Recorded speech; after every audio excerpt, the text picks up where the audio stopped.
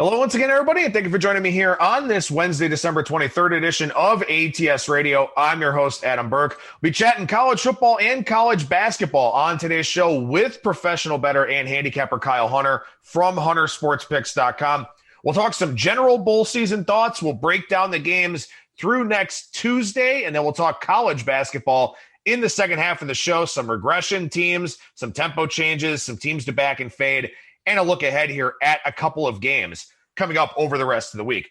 Over at ATS.io, tons of stuff going on. Very, very busy time of the year, obviously. The NBA back in session. Some very good NBA promotions over at DraftKings Sportsbook. If you sign up through ATS.io, not only will you get access to those promotions, but you'll also get the opportunity at up to a $1,000 sign-up bonus. Check that out over at ATS.io. And while you're there, make sure you download the ATS app as well, which you can find in the Google Play Store, in the Apple Store, or you can find the direct links to download those in those two stores over at ATS.io. Just look up in the top menu, click on ATS app. You can read about that, read what the app is about, and as I said, get the direct links to download what is a bet tracker, an odds screen, basically a mobile version of ATS.io in the palm of your hand, but with some extra bells and whistles and a lot of cool stuff for you to check out there, as well as some premium model subscriptions, $9.99 a week, $19.99 a month.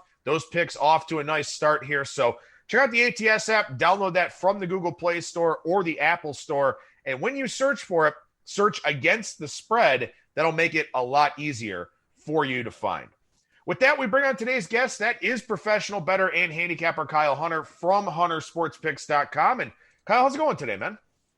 Going pretty well, man. Busy week, a lot going on, and excited to talk about some bowl games here. Yeah, and the bowl season this year is quite a bit different, of course, than we're used to seeing. Usually these bowl games come out, maybe the first or second weekend of December, something like that. And we've got a lot of prep time for these teams. We sort of look at motivation angles and all that kind of thing. And, so far in the bowl season, we've effectively had 3 blowouts. I mean, I know that Tulane scored a late touchdown in that game against Nevada last night with 7 seconds left, a 65-yard run. Believe that put the game over the total as well, which was a bad beat for some people out there. But, really, 3 blowouts thus far. And you sort of wonder if this will be a theme going forward here as, some teams don't mind playing further and practicing further, and others are just kind of ready to shut it down for the year. Yeah, it's hard to handicap motivation, and I know that's very important, but, we have a shorter time span here, like you said. You have some teams that are clearly better than others. You have some teams you have a lot of guys opting out of the season at this point. I think that there's going to be a lot of last minute, guys that aren't going to play. I'm very hesitant to bet games ahead of time right now. Usually I like to bet games early. I don't want to bet games very early in bowl season, and have to say the UCF and BYU game is going to bother me for a little while because I had a strong lean there on BYU, and I even tweeted this out. I was like, well, I don't think -6.5 is cheap enough, so I'm going to have to pass. And I mean, just the right side the whole way. But this season, I feel like it's it's probably going to be my strategy to not bet too many of these bowl games because I do feel like there's quite a bit of unknowns.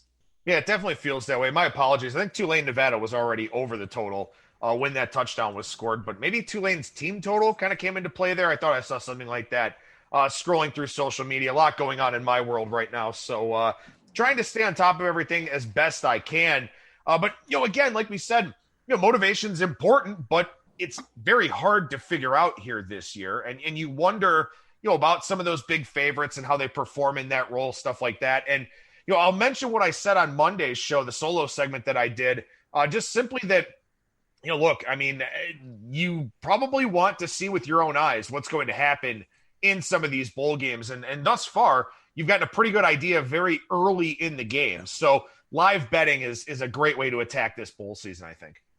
Agree, because, if you watch the first quarter and a team's not showing up in that first quarter, chances are they're not showing up the rest of the game either. So, if we see a team come out of the gate really strong and the other team doesn't seem to care, probably go ahead and lay the points, because that's been a good way to go here early in bowl season. And I don't think that would be a bad way to go here as we go forward. I do think that you could get some chances if teams get far ahead you might be able to play a live under because, usually later in the game, if somebody's way ahead, there's going to be a lot of runs right up the middle and, wasting some clock. So, even the BYU and UCF game stayed under the closing total at least. There was just a huge line move there. I think 69 up to 81 or something like that, which is almost unheard of. So somebody got a nice middle there, but, we're going to see some games where there's blowouts and the live under could come into play because, when somebody's way ahead, that usually helps the under. So I think live betting makes a lot of sense here in this bowl season. Yeah, and that BYU UCF game, I mean, there were some points left on the field in terms of the yardage totals from that one. So That's one that definitely could have been a little bit higher scoring. We're not going to talk about the New Orleans Bowl. We just simply, there's really no reason to with the turnaround time of the show. 3 o'clock kickoff. We'll, have this show out probably about an hour or so before the game actually gets going. So no reason to talk about that one. I guess for the day of, listeners, if they get a chance to touch on this one here, the Montgomery Bowl between FAU and Memphis. Memphis, 8.5-point favorite, pretty much across the market. I would say there are some 9s out there as well. Total 52.5 or 53. Again, I don't think too many people are going to get our thoughts on this game, so we can be quick with it. Any position, any thought from you? I'm not very excited about this game, to be honest. Not a game that I'm really looking to watch even. So maybe a Christmas movie or something like that with the family tonight instead of that. But, I have to say that, this one does match an angle that I wanted to point out.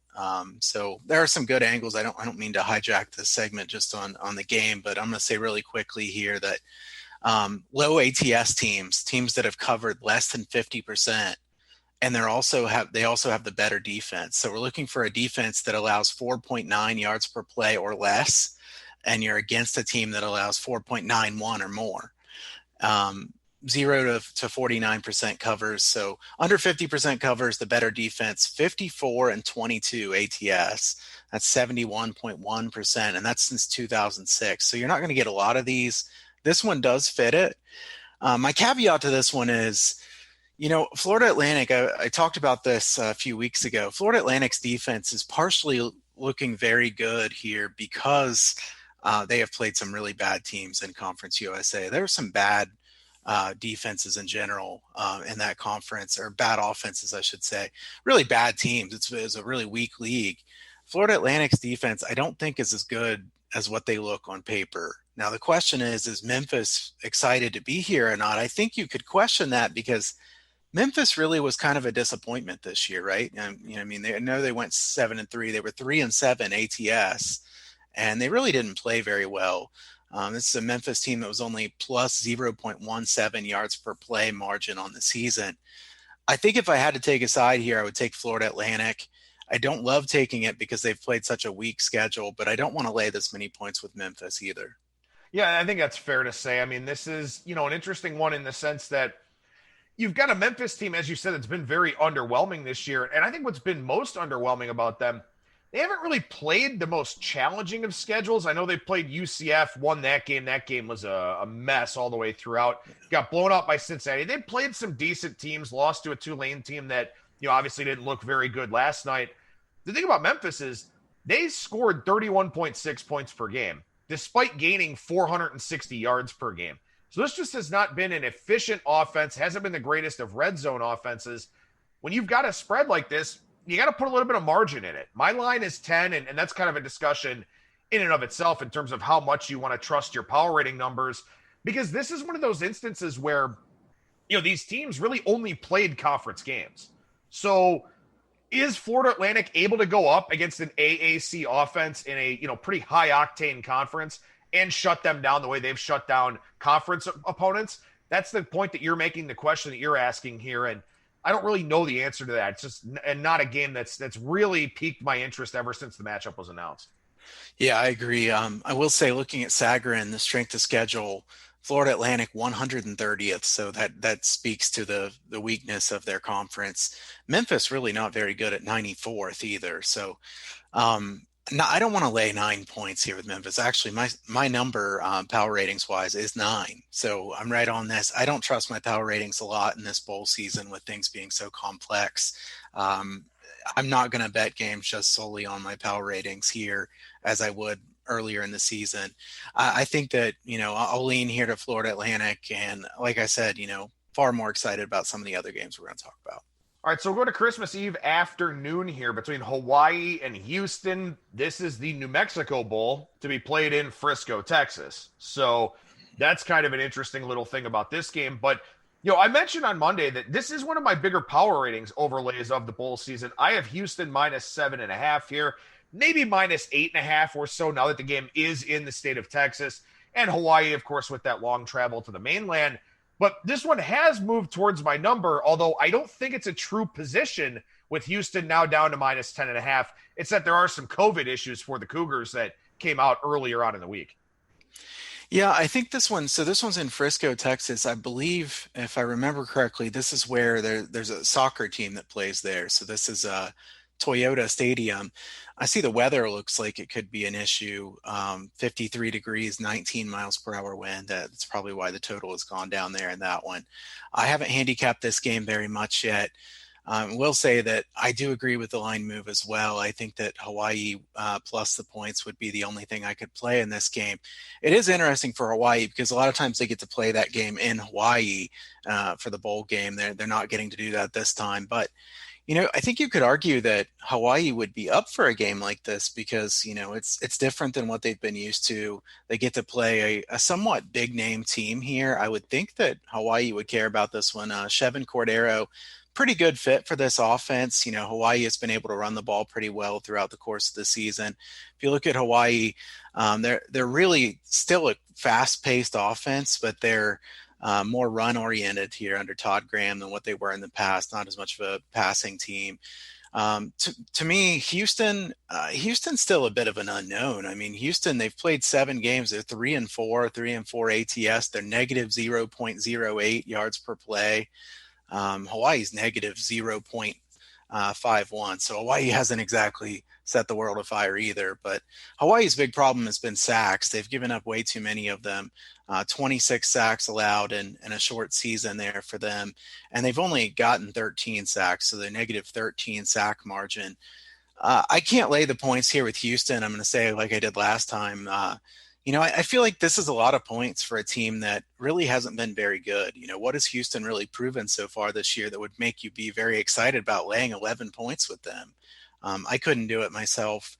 I would lean toward taking Hawaii plus the points. I don't really have any lean on this total. My total here is 60, but the weather could be an issue. So I'm going to lean to Hawaii and nothing on the total here. Well, and something that's kind of an interesting wrinkle about this bowl season, we're used to long layoffs and things of that sort, but we're also used to teams playing week after week after week in the regular season. Houston has played 1 game since November 14th. That was a loss to Memphis as a 6.5-point favorite. When money came in on Houston prior to that game, I didn't understand it. We talked about it with Brad Powers on the show. Both of us liked the Memphis side in that one. Memphis wasn't great in that game per se, but they did cover the number, win outright. Houston's got that 1 data point since November 14th. Meanwhile, Hawaii has left the island once since the start of November. They played at San Diego State November 14th. So long travel for them, something they haven't done in a while. Houston only playing 1 game over basically the last 6 weeks. And that's something that's kind of going to be an issue here, and it already has been an issue in some of these early bowl games with teams that just haven't really been in any kind of rhythm. Yeah, I think that we could continue to see something like that. And again, I mean, I don't mean to belabor the point, but Houston hasn't done anything that would really make them be, trusted by too many people. And I don't know that, Holgerson is a great coach to be laying a lot of points with. I know he's a pretty good offensive mind, but Houston's defense isn't very good. They give up a lot of big plays. I would think Hawaii would be able to score some points here. And, I don't think that Houston has really played a great schedule either. If you look at Houston, they had a pretty good showing for a while in that BYU game, and then they just completely fell apart in that game. I don't trust Houston very much. I think Hawaii is the only way you can look as far as the side in this one. All right, so we do have a Christmas Day bowl game this year, the Camellia Bowl, also in Montgomery, Alabama, same as the spot for Florida Atlantic and Memphis here today. That's between Marshall and Buffalo. Buffalo up to a 4.5-point favorite, total 54 in this game. I've got this one line Buffalo -6.5. So the line move doesn't surprise me at all. And in fact, I got in on this one when it was in that 3.5 range. So any thoughts on this one for Christmas Day? Yeah, Marshall's a team that we isolated a lot throughout the year that they were due for regression. So I'm glad that, it came to fruition, because it's nice when you talk for so long that Marshall can't be as good as what they look so far this year. And in the last couple games, really, really bad look for Marshall, dominated by Rice, mainly because of turnovers. And then really they couldn't do anything against UAB. Wells was able to put up some good numbers against really bad defenses. And then really when Marshall played a decent defense, they couldn't move the football. Buffalo, they're first in the nation in yards per play this year. I think it's fair to say it's surprising that Buffalo had as poor of a showing as they had in the MAC title game. That MAC title game has been crazy for a long time, though, right? I mean, there's been a lot of really big upsets in that. Buffalo, Jarrett Patterson says he is going to play for this one, averaging 7.23 yards per carry. Marshall is giving up 2.67 yards per carry. So something has to give here. You have strength versus strength. Will say, I don't think that Marshall has really played very many teams that can run the football very well this year. Conference USA, like I've said many times now, very weak this year. Marshall does have a good defensive line, and I tend to lean to the under here if I was going to play anything on the total. I think that the under has value here. As far as looking at the side, my numbers do like Buffalo on this one. I haven't bet it as you did because I'm always cautious to bet MAC teams, in bowl games. The MAC has done really poorly in bowl season. However, I will have to say that, it's fair to say is Conference USA really better than the MAC that much at this point? I mean, Conference USA is really bad. So Marshall's a team that I would rather go against. So I'm going to lean toward Buffalo. I like the under better here. I think that both teams play slowly enough that you're going to see a lot of running, some pretty good defenses on both sides. Buffalo, especially for a MAC defense, is a pretty good defense. 39th in the nation in yards per play allowed. Marshall's 4th in the nation in yards per play allowed. So I think the total of 54 is a bit too high. And, I lean to your side on Buffalo, but I hate taking MAC teams in bowl season. No, that's fair. And I think one thing that is pretty nice here about this game is that both of these teams should be invested and motivated. Buffalo loses their conference championship game, didn't look great in the process. They will retain Lance Leipold, at least that's what it looks like, because a lot of the other jobs have already filled up. You got to think Buffalo wants to erase that loss from, a week or so ago. And for Marshall, back-to-back bad performances, you have to think that they want to clean things up a little bit, try to get some kind of momentum going into the offseason here. So at least there's that. At least I don't think we're questioning the effort levels of either one of these teams. I think it's just kind of a matter of, which side you like, which side you think takes care of business. And for me, I think that's the Buffalo side in that one.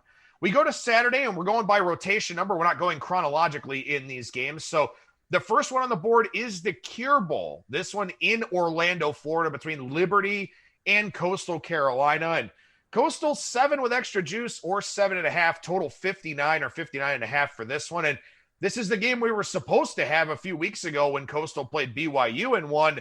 What do you think about this matchup now that we've got it rescheduled? Yeah, here's one I'm looking forward to. I'm looking forward to seeing this game as a fan. As a bettor, I'd have to take the Liberty side if I was taking a side here, especially at 7.5. Seeing 7.5 at quite a few places now. So, there's been some real movement toward Coastal. I believe this one opened 5. So, 52% of the bets so far on Coastal Carolina, 95% of the money on Coastal Carolina. So I do have to say that has to be sharp or respected money. There's no way the public is betting this early. So, if you bet Liberty, you're going against that. My numbers would tell me that, at this number, I would have to lean toward Liberty. As far as this game, you have to look at these two teams and realize that both of them have played pretty weak schedules. Liberty has played a really weak schedule. If you look at Liberty, they have played some really bad teams. I think Brad Powers had the same play on this one, and I've seen him tweet about it, and I've even asked you a couple times. I'm still trying to figure out how I lost with Liberty against FIU. That was one of those, where they doubled them up in yards, and then FIU was that bad, and Liberty wasn't able to cover the short number in that game. But Liberty has really played a weak schedule throughout the course of this season. Malik Willis is a really good quarterback, dual threat guy.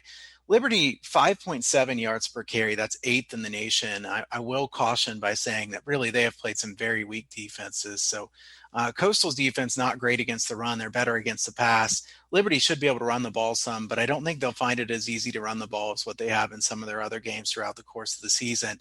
If you look at Coastal Carolina, what can you say negative about them? They've had a great season. Really wish we got to see Coastal against Louisiana there in that title game, because I think that would have been a great game. And I know both you and I really liked Louisiana in that game, plus the points. So, if you look at this game, one thing that most people won't mention that I wanted to say is special teams. 28th for Coastal Carolina, according to S&P, 97th for Liberty. It's just hard for me to get to 7.5 with Coastal Carolina when these two teams are both going to be running the ball 65% of the time. So there's going to be a lot of running plays. That's why I lean to the under here in this game at a total of 59 or 59.5. Both these teams have been very good. They're both going to run the football. Both defenses are good, but not great. I think we'll see a lot of long, slow drives in this one, which would make me think that the under would have some value. And also, both these teams 8-2, 8-2-1 for Coastal Carolina, 8-2 for Liberty against the spread. So both teams have done really good for bettors throughout the course of the season. It's just I can't lay 7.5 points with Coastal in a game that I think could be a little bit lower scoring than the odds makers think. And both teams are going to be running, and if one team gets ahead, they're likely to just kind of try to end the game by moving the ball slowly up the field. So I can't get that kind of margin in a game like this. Yeah, I think everything you said is fair there. I mean, my line on this game is Coastal -4. So, I've got a little bit of a power ratings overlay on Liberty. I'm not excited to take it, though, because, again, Liberty will be going about a month in between games. They have not played since November 27th, and maybe that helps them against a Coastal team that played that very tough BYU game, the tough game at Troy. I'd be on Liberty if it was +7.5 and Coastal just played Louisiana last week, because this would be a really bad spot for Coastal. They did have the week off, but also the game against Louisiana was canceled because Coastal had COVID issues. So we don't necessarily know who that was, if they're okay, if they're going to play. Not exactly a bye week for you or a week off when you're dealing with, this respiratory illness that's kind of going through your team. So not a play for me pregame, but I think this one fits that mold of what we talked about early in terms of live betting, where if Liberty looks crisp and looks the part, maybe you take a position on them early in this game. If they don't, if they look rusty with that month off and Coastal's doing its Coastal thing, then maybe a live betting opportunity presents itself here. Yeah, I think so. And also could be one of those live unders. If they score a couple touchdowns pretty quickly and you can get a live under 66 or something like that, I think that's a good play in a game like this. I'm also going to say that I was talking about how weak Liberty's schedule is. Sagarin has their strength of schedule at 140th. Which, if you know how many teams there are in Division I college football, 140 means that they have a weaker schedule than teams like Central Arkansas and Chattanooga, the teams that just played a few games that are not Division I teams. So really weak schedule for Liberty. Coastal Carolina 107, so not exactly a strong schedule, but far stronger than Liberty. And like you said, my number's 4.5 on this one. So my numbers would tell me I have to take Liberty plus 7.5. I don't think I will. I'll just lean that way. I think the under is a good look in this game, especially because both of these teams kind of like to play keep away. And, I don't know if one will have more success than the other. And if one does, that's probably your team that covers the spread. So maybe the total just kind of takes a little bit of that variance environment out of the equation here. I don't think either one of us is going to have too much to say about the First Responder Bowl in Dallas, Louisiana and UTSA. Louisiana laying pretty much 14 out there market wide. Now you can still find a 13.5 if you try pretty hard. 56.5 the total for this one. Again, two teams that love to run the rock. Yeah, I don't have too much to say about this one. Like you said, I guess I would say, and I'll kind of pose this question to you. So what do you think about Louisiana's motivation for this game? Because they had to be really up for that game against Coastal Carolina. And I remember, their head coach Napier tweeted, we have to try to reschedule this game, right? Because that was such a big game for them. I would think that this game's a bit of a downgrade for them as compared to getting to play Coastal Carolina. So you could question their motivation level. I'd hate to lay 2 touchdowns with the team that I don't really know how invested they would be in this game. So UTSA clearly the weaker team, and Louisiana's played a much tougher schedule. I just, I don't know if Louisiana would be highly motivated for this game. Yeah, I think it's a really fair question to ask. And the thing about UTSA is, look, This is a team with one previous bowl appearance in program history. That was back in the 2016 New Mexico Bowl, and they covered that number pretty easily, almost won that game over New Mexico. I think they were 9.5-point dog and lost by 3. So UTSA, when you're a program that doesn't go to a bowl game regularly, it's a big deal for you. For Louisiana, they're not playing in New Orleans, which I'm sure they're pretty happy about. But as you said, their bowl game was probably last week against Coastal. So I agree that you sort of wonder, how invested and how motivated they are. On the other hand, if they remotely give a shit, they're clearly the better team here. And my line in this game is 18, which does imply that I think Louisiana is the clearly better team. Like you, though, I just don't know how motivated they're going to be. So this is another one from a live betting standpoint, especially, too, because UTSA, if they get behind, their passing attack is suspect at best. They try to run the football. They will use some tempo. They really do like to do that, but they like to run the rock over 5 yards per carry. The passing game wasn't spectacular. If they have to play catch-up, it's a tough thing for them to do.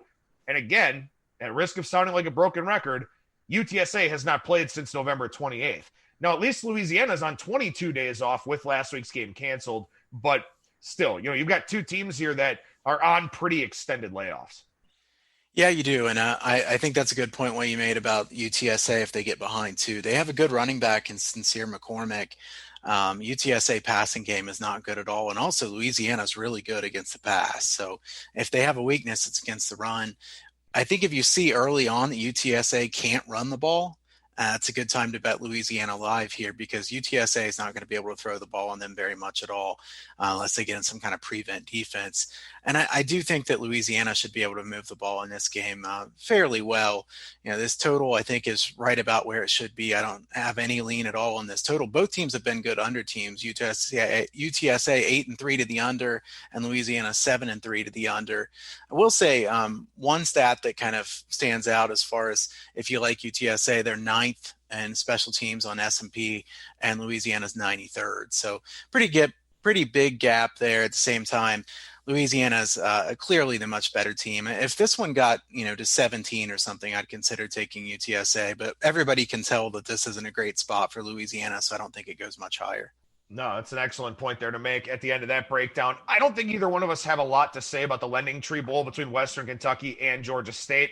However, the angle that you mentioned at the top of the show regarding FAU and Memphis, might as well give it out here again because that applies to this Western Kentucky-Georgia State game.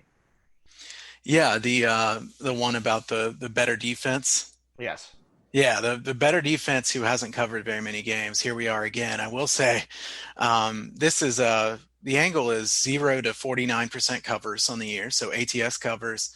And then the better defense of 4.9 yards per play allowed or less against a team that's allowing more than that. It's 54-22 ATS. That's 71% since 2006. So this is, it's not a large sample size of a lot of games. You can only have so many games in bowl season, and you're not going to find too many defenses that rate that well. But it's a long period of time, and it's one nearly every year. So I do think it's one that you should pay attention to. I will say I'm not excited to back Western Kentucky in this game. And actually my numbers suggest I would want to take Georgia State in this one. My guess is I won't bet anything on this game. Western Kentucky's offense is really bad. This is an offense that throughout the course of the season was hardly able to move the ball at all on anyone. They're 120th in the nation at 4.58 yards per play. Georgia State, I just think that they're the better team. They play much faster. Obviously, they're 14th in tempo. Western Kentucky, 99th. Georgia State's defense is clearly weaker. Western Kentucky's defense is a stronger defense. To me, this is a hard one because, it's both teams I have plenty of question marks about. Georgia State, I don't know that their defense is very good, but can Western Kentucky take advantage of that? Western Kentucky, I think their defense is pretty solid, but I don't know that they can score many points. If I had to take something here, I'd probably take the under, but that one's already moved down from 53.5 to 51 or 50.5. So probably a pass for me. Yeah. And I guess I should say this at the top. This one doesn't fully apply to that angle because Western Kentucky allowed 4.99 yards per play. So they're just outside of the sample size for that trend. But the fact of the matter is they do have the clearly better defense here. But as you said, they have a very deficient offense. relative to just about anybody in the country. One thing I will say, not related to this bowl game, but Western Kentucky hired the offensive coordinator from Houston Baptist. And for those that don't know about Houston Baptist, they chucked the ball all over the yard. They had the quarterback to do it in Bailey Zappi. Western Kentucky is probably going to look a hell of a lot different offensively next year. So as we think about 2021, I'm probably going to look to fade Western Kentucky early on because their offensive scheme is going to change dramatically. And while that defense is good, when you start spreading the ball around all over the place, you run into 3 and outs, you put a lot of pressure on that defense. So Western Kentucky, probably a team that going into next season, when we start talking about all this stuff over the summer again, I'll probably be looking to fade early on rather than back. That's a great point. I'm glad you brought that up. Houston Baptist was a fun offense. We'll see where Bailey Zappi goes. He's going to be a good player for somebody in the transfer portal. But, to me, this is a Western Kentucky team that really needed to try something different on offense. So we'll see how it works in the long run.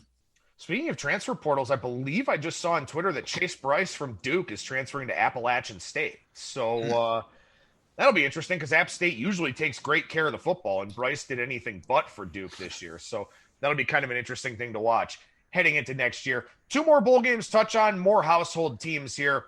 Miami and Oklahoma State. This is the first game on Tuesday, December 29th. Now, real quick, we are moving this segment with Kyle to Mondays starting next week, but wanted to talk about these Tuesday games anyway, just in part to get them out of the way so that we could talk about, all of the other bowl games on next Monday's show. But the Cheez-It Bowl here in Orlando, and you've seen a little bit of Miami money, then we saw a little bit of buyback. This line's kind of bounced around a little bit. Predominantly now Oklahoma State -2 and a total 58.5 for the Cheez-It Bowl. I mean, I hate to disappoint on this one, but I don't know what to make of this game. Oklahoma State's been a hard team to read all year. A couple times I thought maybe they were a good team to back, and they really laid an egg, especially in that TCU game.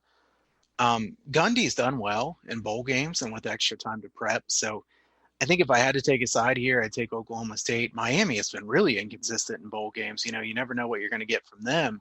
Looks like Tylen Wallace says he plans to play in this game. And, this being – the Cheez-It Bowl. We've had some epic Cheez-It Bowls, certainly.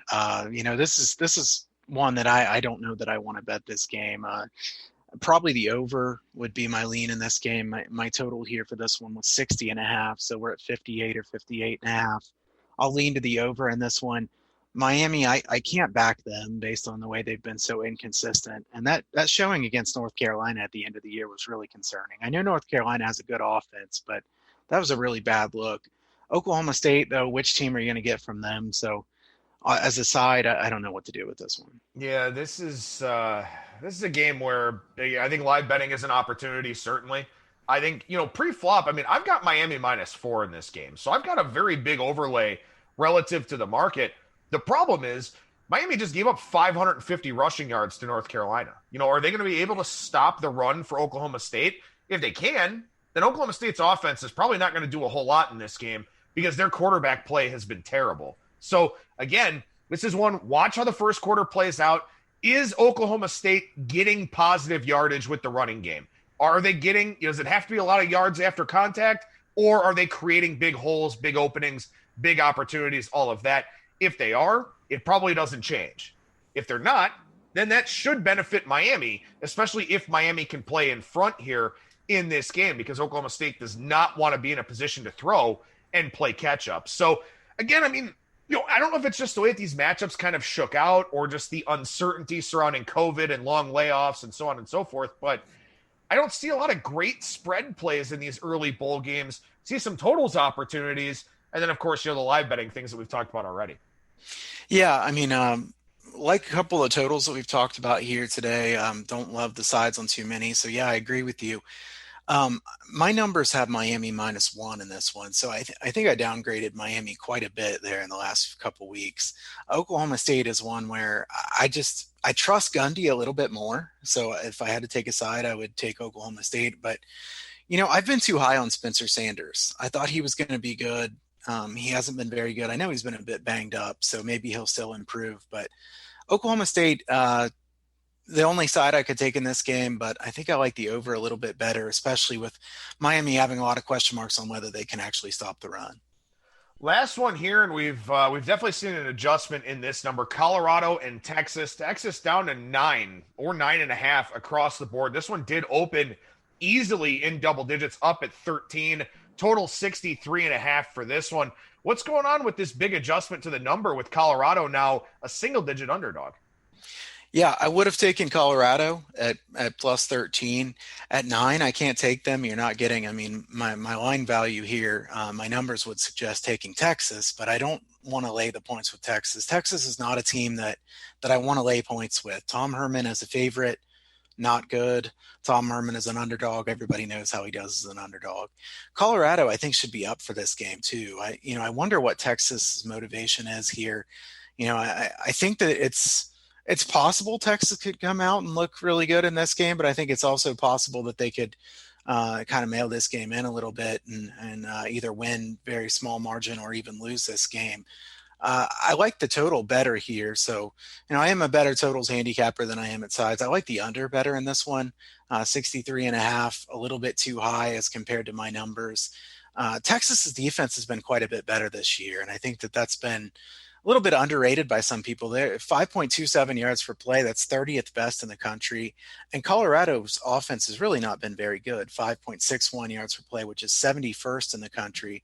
So to me, I can look to the under in this one. As far as the side, I'm not laying the points with Texas, so I guess I'll still lean with Colorado, even though my numbers would suggest otherwise. But I can't take plus 9 when plus 13 was out there.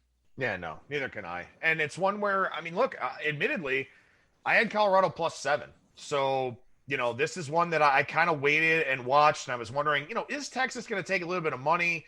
Is this a spot where I can maybe get a 13.5 or, maybe get a 14 at minus 120, something like that? And the answer was no. And, look, I will say this. In Texas's defense, they lost that game to TCU. That's not a great look for them. They played right there with Oklahoma in the Red River rivalry shootout, whatever the hell it's called now. And they only lost by 3 to Iowa State. Now, that box score was a little bit different than the final score would suggest, but this is a Texas team that when you look at the games they've lost, they're really not that bad. And for Colorado, they played very well out of the gate for Carl Durrell. So I think these are in some ways a couple of play-on teams. And usually if I've got 2 play-on teams in a bowl game, I'm kind of trying to extract as much line value as possible. Was waiting on 13.5, didn't get it, and now I missed the boat. Yeah, I think that's fair. I think that, I'm surprised the line has moved this much, right? We wouldn't have expected it to go from 13 all the way down to 9, but it has. Is it opt-outs? Is it COVID? It's something we don't know about? I haven't handicapped this game very much, so, maybe we can follow up on this one next week if we see anything that stands out. But, I don't know. Sam Neuer, the last I knew, had a shoulder injury and was questionable. So that wouldn't really, that would be the opposite of what this line has done, though. So, I don't think Neuer is a great quarterback, and Colorado's had a good team in general this year, but I don't know. I'm surprised that this one has moved down so much. Texas likely will have some opt-outs. I haven't seen that, be breaking news that there's been a bunch of them now. But, like I said, the fact that this one's still, 6 days away, we have some extra time to handicap this game. So for now, I'm going to say I like the under, and maybe we revisit this one next week. Yeah, and the reason we can revisit it next week is because we are moving this show from Wednesdays to Mondays. I don't know what I'm going to do with Wednesday as of yet. I think right now I'm definitely going to take next Wednesday off with all the holidays and all that kind of thing. But after the new year, may get something different on Wednesdays since Kyle and I will be doing Mondays. Maybe I'll just leave Wednesday open because when we get to conference tournament time and all that, you and I usually like to go very in-depth, talk a lot about that. Maybe we get 2 shows per week, something like that, but I'll let our listeners know as soon as I do. With that, we move over to the college basketball side of things here to talk about the things that we usually talk about, looking for some regression teams, tempo changes, all that kind of thing. Look, if you want us to run down a bunch of picks, it's just not going to happen on this show. It's actually rare that we do what we just did, talking about all of those individual bowl games. We want to set you up for success to handicap these things for yourself, to be able to look for some of these things, to isolate some of these teams in line for regression, some of these teams where maybe the betting markets haven't caught up to their tempo changes, stuff like that. So trying to give you the blueprint for success to handicap for yourself instead of just following what we tell you to do, like a lot of other shows out there are doing nowadays. So with that, we get some teams in line for some regression here. And in fact, you're looking at all three of them on the offensive side, beginning with Southern Illinois. Yeah, and before I say Southern Illinois, I just want to say that we have had some pretty good thoughts here the last couple of weeks as far as teams that could be good to back or fade. The premium look-aheads have done well, and I wanted to give Adam some credit here. Adam's had some really good points here in the last couple of weeks. I know he doesn't consider himself a big college basketball handicapper, but you've been spot on some of these games lately. The Davidson game last week, the Kansas game last week, the Santa Clara points that you've made, that's made some bettors some really good money. So nice work on those. No, I appreciate that. Thank you. Yeah, so we don't usually take too much time to pat ourselves on the back here. So I wanted to at least give you some credit there on that. But regression candidates here, Southern Illinois offense, off a nice win against Butler. This is a Southern Illinois team, though, that is due for some negative regression when it comes to their offense. They're shooting nearly 45% from three-point range, and they're 18th in effective field goal percentage offense. But they've faced, according to Ken Pomeroy, the 261st ranked slate of defenses. And offensively, you'd think, well, they just lit up Butler. That's pretty impressive. But Butler's been really bad on defense so far this year. And then they beat up on some really bad teams outside of that. So I think Southern Illinois teams are going to be a little bit, or handicappers will be a little bit too high on them here coming up. I think their defense is pretty good. I think their offense is probably improved, but it's not as good as it looks so far. I think it's an interesting point that you make, and something that you definitely want to be looking at here at this time of the year, mentioning that Ken Pom lists Southern Illinois as having faced the 261st ranked slate of defenses. You and I were talking about this college basketball segment a little bit before we started recording, and one of the things that's important to look at this time of the year is strength of schedule. And I've kind of talked about that with Oakland, who covered the first game against UIC, got blown out in the second one. But some teams have played very challenging non-conference schedules. Others have not. Now a lot of teams getting into conference play with a little bit of a condensed college basketball schedule here for this season. So that's an important thing to look at. Some of these teams are putting up good numbers or bad numbers based on the strength of schedule that they've played. Now, at least in theory, in a very simplified manner, now that you go into conference play where you're playing teams of a comparable talent level and all of that, then, you really want to put these statistics in the right kind of context. It's very, very important to do, especially, as I said, with conference play looming for a lot of these teams. Yeah, absolutely. A good point. Something that's good to bring up right now that we are getting into conference play. And like you said, there's not been near as many non-conference games as you would normally see. But, it can go either way on this, because you could be a team that's not a very good team playing against excellent teams in the non-conference, and now you go and play against teams that aren't near as good, and then it works out pretty well for you. A team like a Texas Southern, they've been playing really good teams in non-conference, then they go to play the SWAC. It's going to be a big difference for them.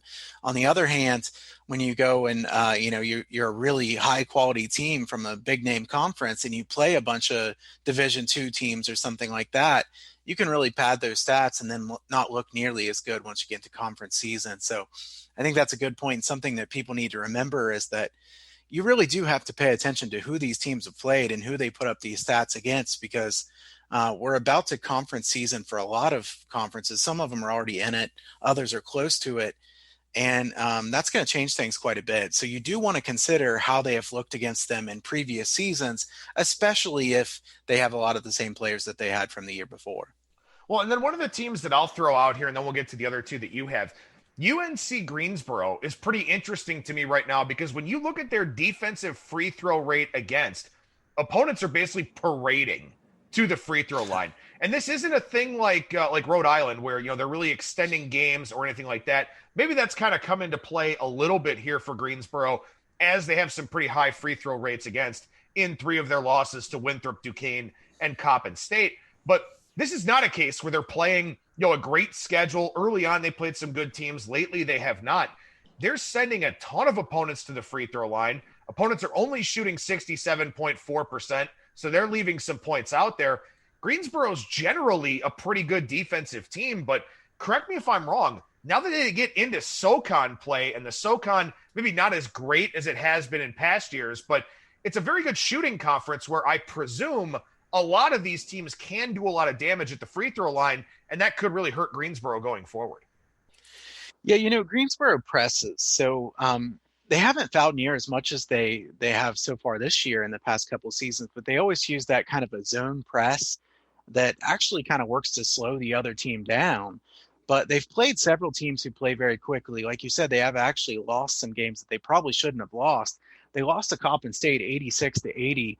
And I have to point that one out because Greensboro was 5 for 36 from three-point range in that one. Not great. So, this is a Greensboro team that I think may be a bit underrated at this point, to be honest. Isaiah Miller, one of the best players in this conference. Greensboro is a tough team to bet totals with because they do use that press and then they kind of back into a defense that's good in the half court. They're good on defensive rebounds. They're not a great offensive team, but Greensboro is going to be one of the best teams in that conference, definitely. I still think the SoCon is very good. I don't think they're quite as good as they were the last couple of years because East Tennessee State's way down. But Greensboro is an interesting case for sure. I think they're going to keep fouling more than an average team, but the rate that they've fouled at so far this year, I would think that would come down a little bit. Well, and I know you love to look at rebounding, and Greensboro's an excellent rebounding team, both offensively and defensively, and they're shooting 25.6% from three. You have to think that comes up a little bit. So maybe, as you said, Greensboro could be a little bit underrated here. So that may be a team that you want to have on your radar. We'll stay in that part of the country here and talk about Charleston Southern, one of the regression candidates that you're looking at. Yeah, so we'll have to go under the radar, and here's one way under the radar. Charleston Southern's offense, they should improve some. Turnover rate of 29.7% through 6 games. Nobody can be that bad, right? I don't think so. I mean, this is a 30% turnover rate is that can't continue. The other thing about this one that I wanted to point out is Flandris Fleming, maybe the best player in the Big South Conference, and he missed the team's first 3 games, and in those they had some epic turnover rates. So, I mean, they're going to improve versus what that was because, you can't turn the ball over as much as they did in those first few games consistently. And also they played some teams in those first few games that really can turn you over a lot. So as you look at Charleston Southern, I don't think they're a really good team, but I think they're a bit better than they look so far this year. I mean, they turned the ball over a bunch against NC State, Eastern Kentucky, a team that presses, 25 turnovers against Eastern Kentucky. Against NC State, 32 turnovers. That's almost unheard of, really. But like I said, Fleming didn't play in those games. He's clearly their best player. I think their offense will get better here. So maybe some overs with them, maybe even a team to back here because I think that they're not quite as bad as they look so far this year. And this is a team did lose their first 2 conference games to Hampton, which is not a good look at all. But, they're in the conference play portion of the season now to where they don't have, any of those really significant talent disadvantages. And as you said, now with their best player kind of getting back into rhythm, that's something that should definitely help them. Also, Flandris Fleming, that's an all-name team, I think, in college basketball this year. Absolutely is. I agree with you. All right, so let's talk Providence as we go from under the radar to very much on the radar with a team that everybody knows about. What are you looking at here with the Friars? So Providence is a team that I'm convinced there's no way they can keep this up on offense. Offensively, Providence, if you look at Haslametrics, one that we talked about last week, if you look at where they're shooting the ball from and what kind of shots they're getting consistently and what they're making and not making so far this year, Providence can't keep this up. They're making a lot of tough shots, long contested twos. They're not getting to the basket that well. And in the past couple seasons, they've been 278th and 290th in effective field goal percentage offense. This is a team that wins with defense usually. We know that Ed Cooley's a good coach. By the end of the year, they're going to be playing quite a bit better than they are right now in general because, this is a Providence team that usually starts the season playing a little bit slowly and they improve throughout the course of the year. They did have a really bad performance against Indiana, but they played a little bit better than normal. I think Providence might be a fade team here coming up in the near future, and then a team that you want to back later in the season. But there's no way Providence can keep shooting the ball this well. They're 47th in offensive efficiency so far this year. I don't see that continuing. I don't see many guys on their team that are really shooters. David Duke's a good shooter, and then it pretty much stops there. They don't really have good shooters on their team. So I think Providence has made a lot of tough shots so far this year.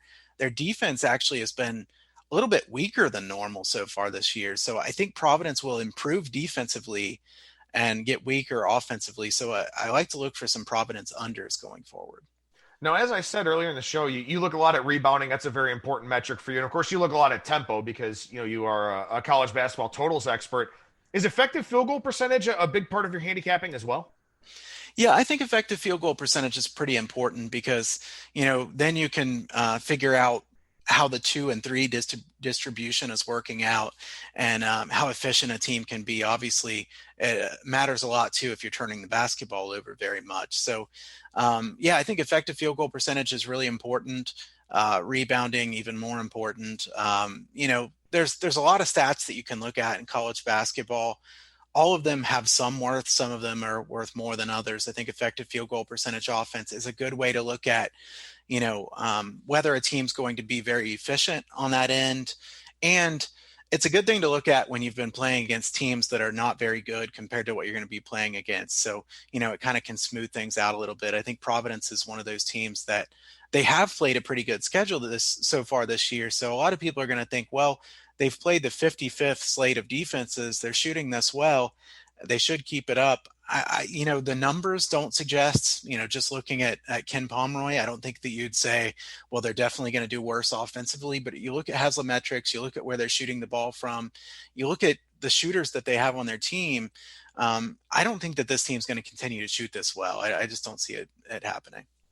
All right, so we got some tempo changes to talk about, and I want to throw one out first, and I want to give you props because I know you were on the over on Monday in this game between UMass and Bryant, but I don't believe Bryant is a team we've talked about yet on the show. They're third now in Bart Torvik's adjusted tempo metric. They're playing quite a bit quicker this year. Bryant's playing far faster this year. They're really getting up and down. Sorry if I take your edge away, by the way. I don't know if the odds makers have caught up or not. I think I've played 2 or 3 Bryant overs so far this year. I think I've won either both or all 3 of those. But Bryant is a team that the odds makers are going to catch up to soon, though, because a lot of people took that over the other day. That line moved up like 11 or 12 points. And, I made a really big bet on the over in that game. And, as it went afterwards, I kind of wish I hadn't, but I actually bet back for about 25-30% of the bet. Had 11-point middle. So, I feel like you have to kind of take that chance if you have that big of a margin there. But, it went way over both of the totals. And I think Bryant overs would still be the way I would lean. But I do think that the odds makers are going to catch up soon because people are starting to talk about it quite a bit. So let's follow up on this and let's see what the Bryant totals are here in the next few weeks. And I also wonder going forward, I mean, Bryant's shooting almost 42% from 3. I can't imagine that continues. 76% from the line, too, which, we'll see if that continues. But also, opponents are only shooting 28% from 3. So if they keep playing this breakneck pace that they're playing, their offensive production from 3 goes down. Opponents starts going up. Bryant might be a decent fade team as we go forward here, too. Yeah, I think that Bryant is probably better than they've been in the last few seasons. So I don't know that I'm really anxious to fade them, but I do agree with you that their numbers look a little bit unsustainable.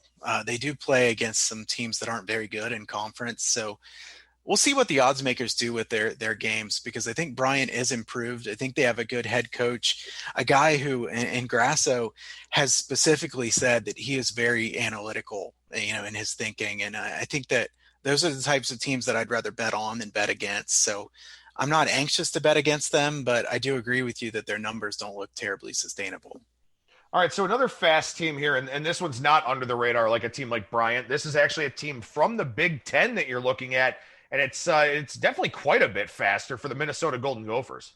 Yeah, Minnesota, I'm surprised they're playing this much faster. I want to see if they keep doing this, but they were 17.9 seconds per possession last year. 14.8 seconds per possession so far this year. They're trying to push the pace with Carr in the backcourt. They don't have Oturu in the front court anymore. I assume that's why they want to play faster. They don't have that defensive shot blocker and the big guy down low.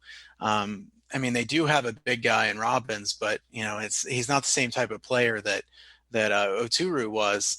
In this team, as far as Minnesota, they have been pretty inconsistent so far this year. I know that their record is 7-1. They lost badly against Illinois, 92-65. Needed overtime to beat Boston College. Really, they've played a pretty easy schedule so far this year, and I think Minnesota may be a bit overvalued by some people at this point.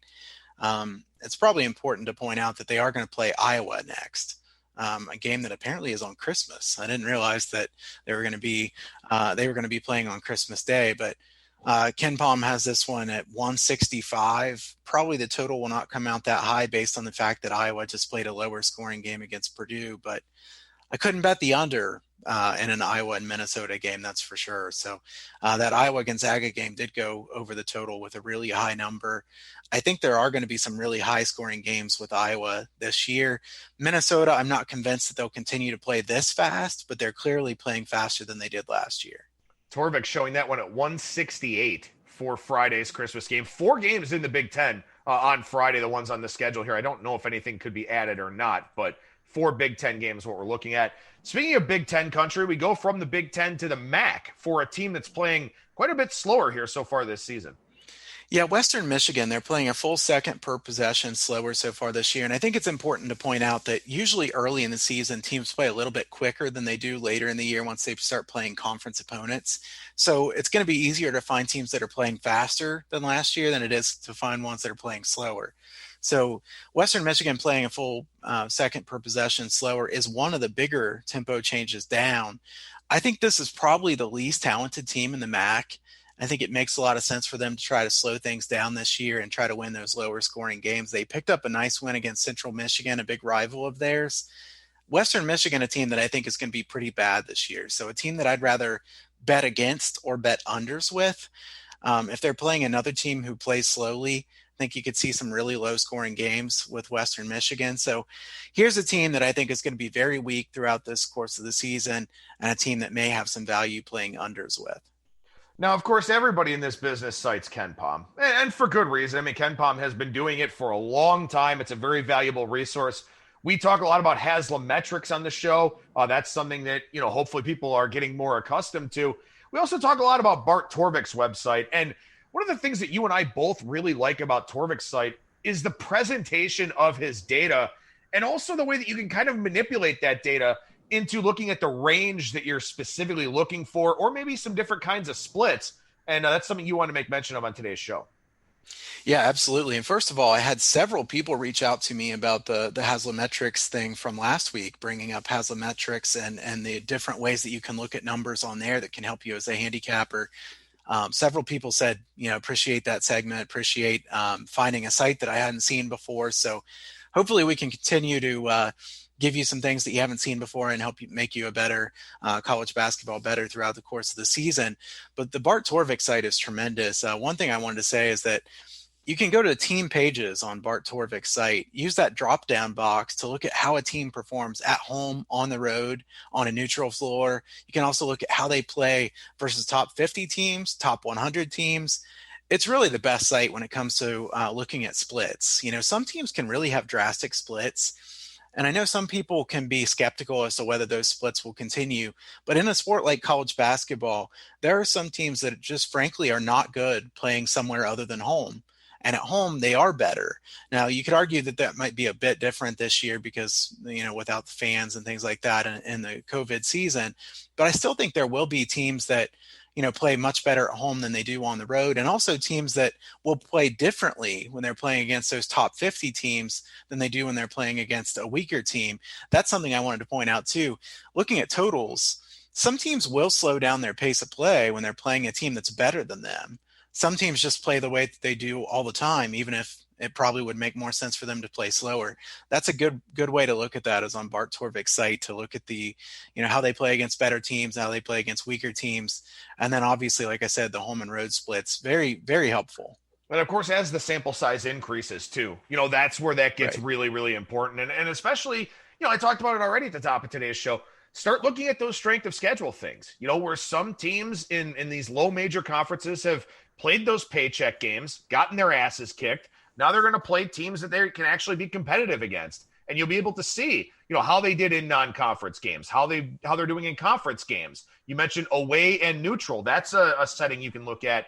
as well. So those things are all very important. Right now, obviously, it's a little bit challenging with the smaller sample sizes, but as we get more games played, and so far it does seem like these teams are pretty much figuring things out as much as they possibly can. Those sample sizes will just continue to increase and be more significant in the handicapping process. We got one team to back and one team to fade. Then I got a question for you, and then we'll finish up with a couple of games here coming up throughout the rest of the week. Who are you looking to back right now that you think is a little bit undervalued in the market? So I'm going to back Middle Tennessee State. They're 1-4 ATS. They've improved a lot on defense. Now, look, this is a bad team on offense. Everybody knows that. But any minor improvement from their pathetic shooting numbers so far this year would make them a really good team to back.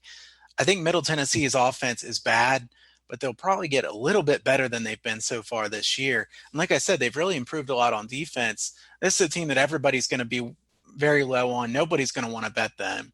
And usually this is one of those stock market things.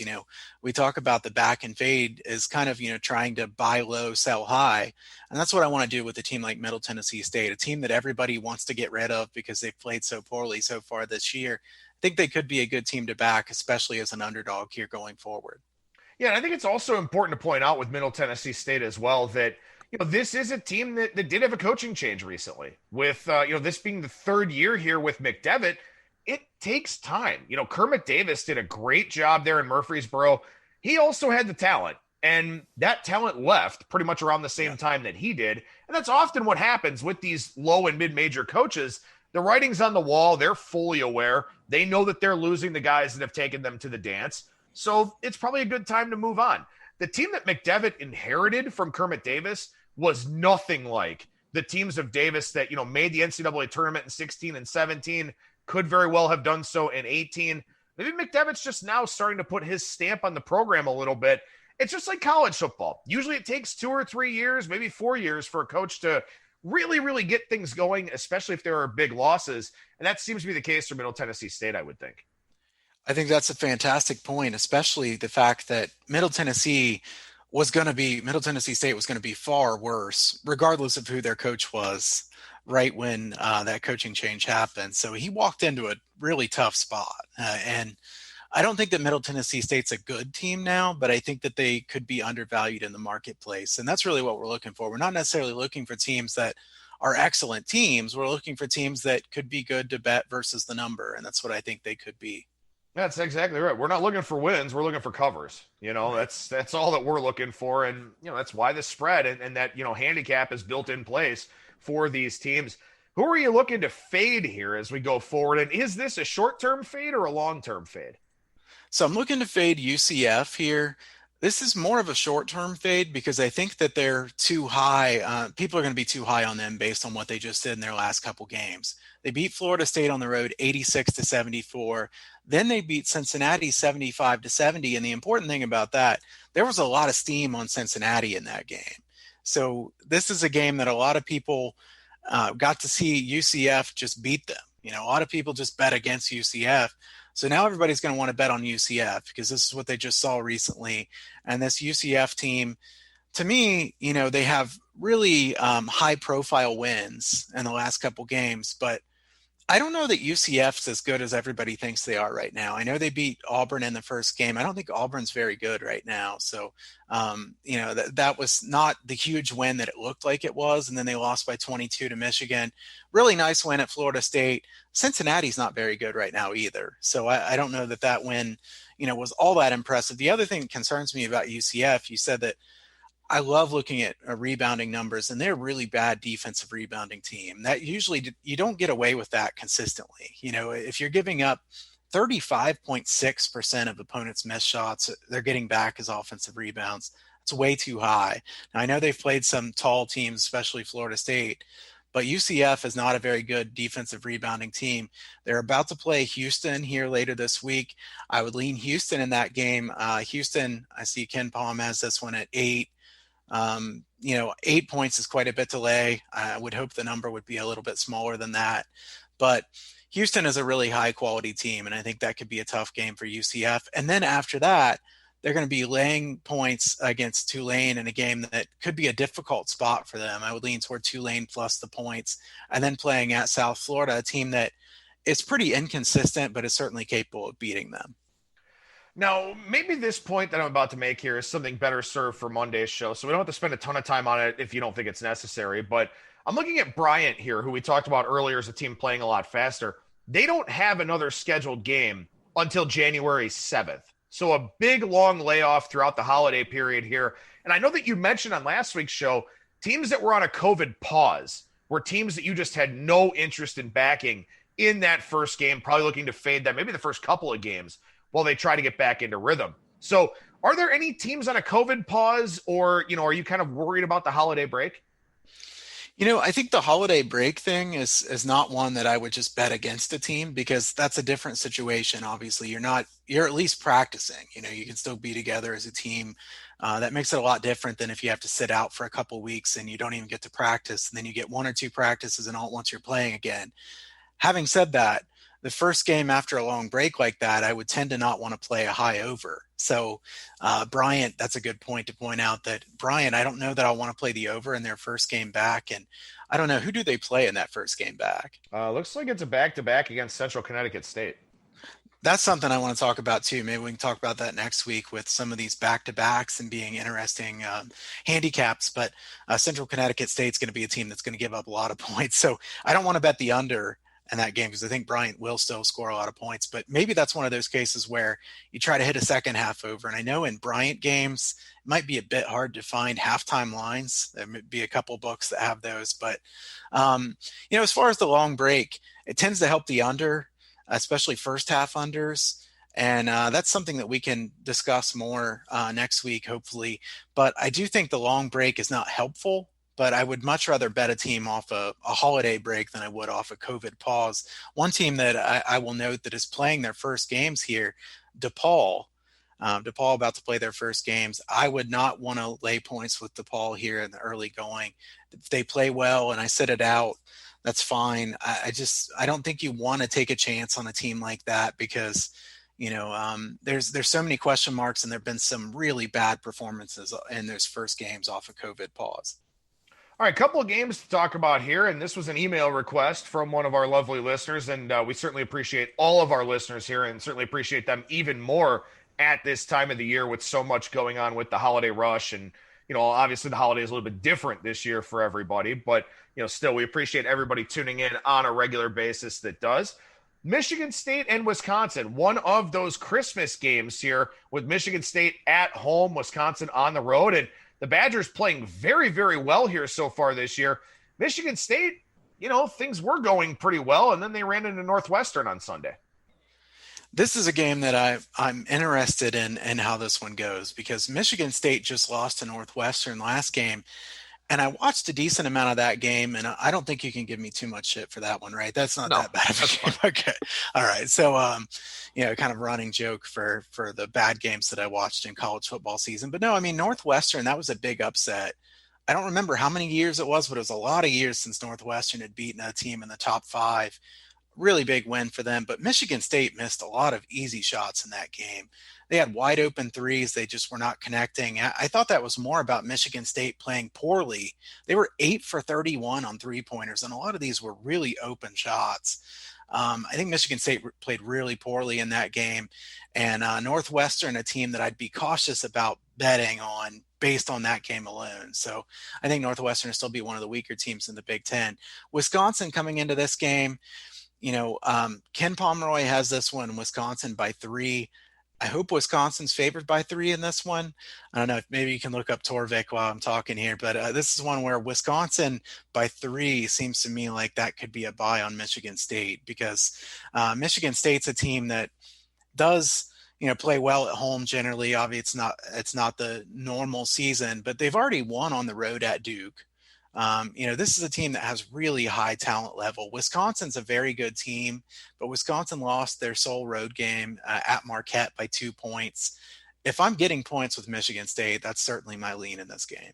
Yeah, first game outside of the state of Wisconsin for the Badgers, of course, Marquette in Milwaukee. And, you got this one here. I'm seeing that Torvik's got this one actually around 4. So actually minus 3.9 to be exact. So That's a pretty interesting one there, I guess I would say. And of course, we'll see what that line comes out on Christmas Day. And of course, with only 4 college basketball games on Christmas Day, 5 NBA games, 1 bowl game, those college games, especially being in a high-profile conference, will take a lot of money. So, you may want to be very, very aware of your market entry for those games here on Friday.